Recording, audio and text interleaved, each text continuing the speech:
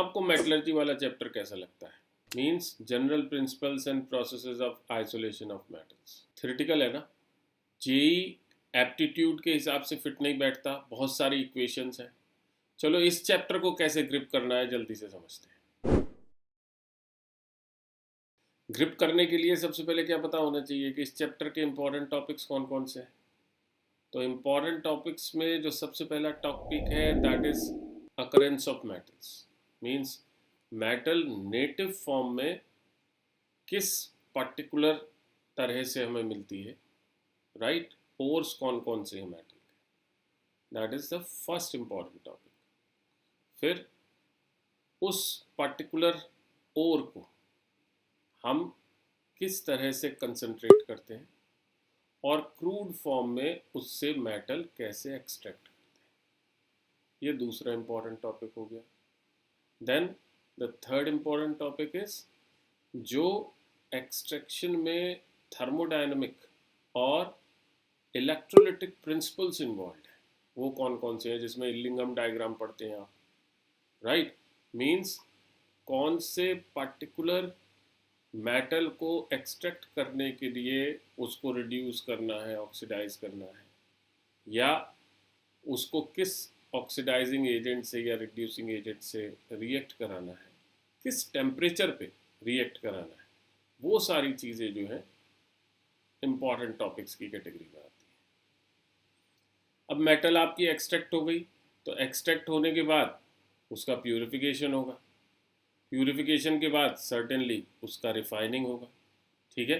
तो purification of metals अगला important topic है, ठीक? उसके अंदर कौन कौन से प्रोसेसेस या सब प्रोसेसेस इन्वॉल्व हैं। देन रिफाइनिंग ऑफ मेटल, अब वो प्योर फॉर्म में आ गई, लेकिन एकदम प्योर फॉर्म में तो आती नहीं है, तो उसको रिफाइन करना पड़ता है, ठीक है? रिफाइनिंग ऑफ मेटल, और फिर उसका यूसेज। तो ये सिंपल से वे में मोटे मोटे इम्पॉर्टेंट टॉपिक्स की कैटेगरीज जो है वो मैंने आपको बताई, ठीक है? अब इसमें से चलते हैं कि कौन से टॉपिक्स इजी हैं, थ्योरेटिकल हैं, बहुत ज़्यादा याद करने की ज़रूरत नहीं है, या बहुत ज़्यादा दिमाग बैठाने की ज़रूरत नहीं है, कौन से कंपैरेटिवली डिफ़िकल्ट है, उनको वन बाय वन देखते हैं। तो पहले इजी टॉपिक्स को देखते हैं।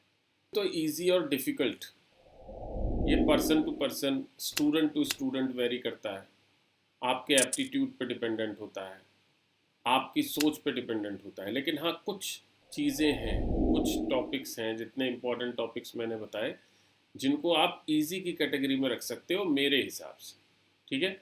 जैसे अकरेंस ऑफ मेटल, जहाँ आपको ओर्स के नाम याद करने होते हैं, ठीक है? उसका सिंपल सा तरीका है, याद मत करो, ओर्स जो इम्पोर्टेंट ओर्स हैं लास्ट 10 ईयर्स में जिन पे क्वेश्चन आए हुए हैं, ठीक है? मतलब एक तो आपको ये पता होना चाहिए कि कौन कौन से ओर्स इंपॉर्टेंट है। सीधा सा तरीका है, स्क्रीनिंग कर लो प्रीवियस ईयर के क्वेश्चन पेपर्स की, और लास्ट 10 ईयर्स, बहुत ज़्यादा पीछे जाने की ज़रूरत नहीं है, लास्ट 10 ईयर्स में जो मोटे मोटे ओर्स पे क्वेश्चन आए हुए हैं, ठीक है?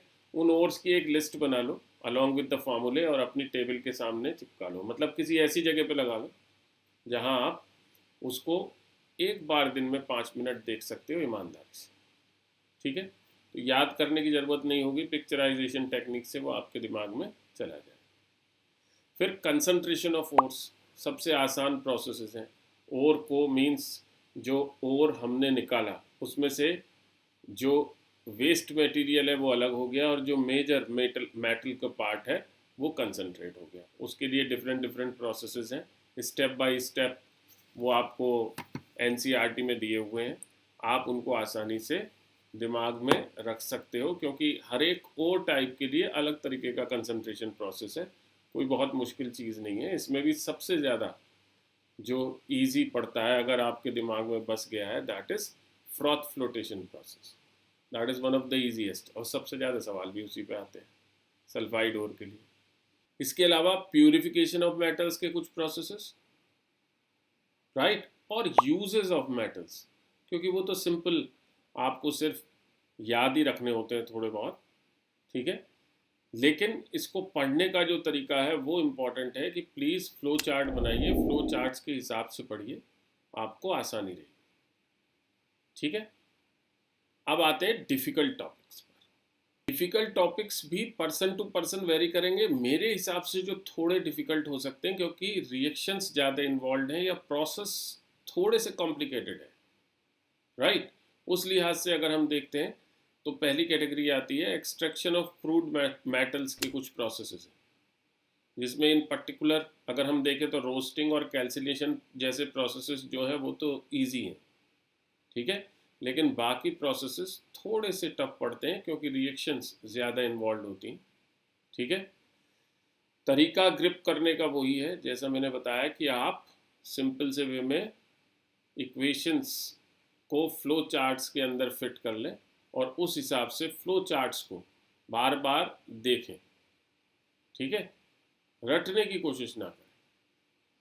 डिफिकल्ट टॉपिक्स में जो दूसरी कैटेगरी है वो thermodynamic and electrochemical processes involve in extraction of metals, यानी जिसके अंदर इलिंगम डायग्राम, उसको इंटरप्रेट करना, उसको समझना, थोड़ा सा एनसीईआरटी में कॉम्प्लिकेटेड तरीके से दिया हुआ है, उसको सिंप्लीफाई करके अगर आप फिगर से कनेक्ट करके पढ़ेंगे तो बेटर वे में समझ में भी आएगा और दिमाग में रह भी जाएगा। Then the third category is जो प्यूरिफिकेशन के कुछ प्रोसेसेस हैं जो थोड़ा सा कॉम्प्लिकेसी के साथ एनसीईआरटी में लिखे हुए वो डिफ़िकल्ट लगते हैं, और रिफाइनिंग के जो प्रोसेसेस हैं उनका विजुअलाइजेशन जरूरी है, अगर उनको विजुअलाइज नहीं किया है तो वो समझ में नहीं आते, ठीक है, इसलिए वो डिफ़िकल्ट की कैटेगरी में मैं रखता हूँ।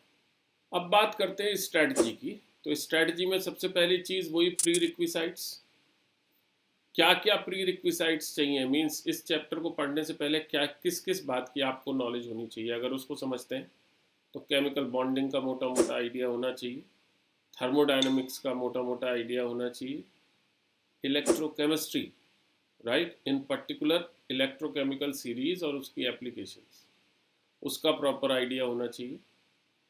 इसके अलावा periodic table, periodic classification, specially जो मेटल्स की पोजीशन है उनके इलेक्ट्रॉनिक कन्फिग्रेशंस का आइडिया होना चाहिए, और ऑर्गेनिक केमिस्ट्री का आइडिया होना चाहिए, बिकॉज कोई सॉल्वेंट जो ऑर्गेनिक है या एक्सट्रैक्शन में यूज़ हो रहा है या कोई ऑक्सीडाइजिंग या रिड्यूसिंग एजेंट है जो यूज़ हो रहा है इस पर्टिकुलर पर्पस के लिए और ऑर्गेनिक नेचर रखता है, उसका आइडिया अगर हमें है, यानी ऐसी चीज़ें अगर हमें आइडिया है तो हमें इस पर्टिकुलर चैप्टर को ग्रिप करने में आसानी होती है। अब स्ट्रैटेजी का दूसरा part, that is previous years का एनालिसिस। तो एनालिसिस में जब प्रीवियस 3 ईयर्स को हम कंसीडर करते हुए चीज़ों को देखते हैं तो लास्ट 2 ईयर्स में इस पर्टिकुलर चैप्टर से जो वेटेज ऑफ मार्क्स रही है वो इक्वल रही है। मीन्स ईयर 2023 और 2022 में इस पर्टिकुलर चैप्टर की जो वेटेज है वो 4 मार्क्स की रही है, राइट। सेक्शन 1 में इससे 0 से 1 क्वेश्चन देखा गया है और इसी तरीके से सेक्शन 2 में भी 0 से 1 क्वेश्चन देखा गया। मीन्स इससे क्वेश्चन हो भी सकता था, नहीं भी हो सकता था। इससे क्वेश्चन कुछ पर्टिकुलर पेपर्स में प्रेजेंट था, कुछ पर्टिकुलर पेपर्स में प्रेजेंट नहीं था, राइट। हाउएवर ईयर 2021 में इस पर्टिकुलर चैप्टर की वेटेज थोड़ी सी ज़्यादा थी, 4 to 8 मार्क्स की वेटेज देखी गई, जिसमें इन पर्टिकुलर सेक्शन 1 में एक सवाल प्रेजेंट था हर एक पेपर में, राइट, एक या दो सवाल की प्रेजेंस वहाँ देखी गई। सेक्शन 2 में इस पर्टिकुलर चैप्टर से 0 या 1 क्वेश्चन की प्रेजेंस देखी गई। मीन्स ये तीनों के तीनों ईयर्स में एक बात क्लियर होती है कि न्यूमेरिकल वाले क्वेश्चन इस पर्टिकुलर चैप्टर से बहुत ज़्यादा नहीं आते, ठीक है जी। अगर पिछले 3 साल का क्यूमुलेटिव वेटेज देखें तो इस पर्टिकुलर चैप्टर से 64 कंसेप्चुअल और सिर्फ 4 न्यूमेरिकल क्वेश्चंस वहाँ पर आए हैं। मीन्स सेक्शन 1 में 64 क्वेश्चंस डिफरेंट पेपर्स में आए हैं और सेक्शन 2 में सिर्फ 4 न्यूमेरिकल क्वेश्चंस आए, राइट। अब स्ट्रेटजी का तीसरा पार्ट, मीन्स मैं कितने आवर्स में इसको पढ़ाऊंगा, आप लगभग कितने आवर्स दोगे, राइट, और कितने क्वेश्चंस लगभग प्रैक्टिस के लिए आपको चाहिए इसे प्रॉपरली ग्रिप करने के लिए। तो साहब मैं लगभग 12 से 18 घंटे में इस पर्टिकुलर चैप्टर को समअप करता हूँ। ठीक, उसका वही 2 to 3 टाइम्स, यानी नियर अबाउट 36 टू आपका 40 आवर्स या 45 आवर्स वो आपको चाहिए, जिन्हें आप कैटेगराइज कर सकते हो कि लगभग इसका 50% पहली बार पढ़ने के लिए चाहिए होगा, दूसरी बार पढ़ने के लिए लगभग 30% और तीसरी बार के लिए रिवाइज करने के लिए लगभग 20%। और तीनों बार जो आपने पढ़ना है वो थोड़े थोड़े गैपिंग्स के साथ पढ़ना है। कुछ चीज़ों को कंसिस्टेंसी के साथ लगभग रोज देखना है, जैसे आप ओर्स के बारे में मैंने आपको बताया, या जो इक्वेशंस इनमें इन्वॉल्व हो रही हैं उन इक्वेशंस के पैटर्न को आप एक जगह लिख करके रख सकते हो और उन पैटर्न्स को बार बार देख सकते हो। आप देखोगे कि रिएक्शंस में, इक्वेशंस में एक पैटर्न फॉलो हो रहा है, राइट। साथ ही साथ अगर हम क्वेश्चंस की बात करते हैं कि कितने क्वेश्चंस प्रैक्टिस करने से ये सफिशिएंटली चैप्टर ग्रिप में आ जाता है, तो नियर अबाउट 125 क्वेश्चंस आप ऐसा मान के चलो इस चैप्टर को ग्रिप करने के लिए इन इतने क्वेश्चंस की प्रैक्टिस रिक्वायर्ड है।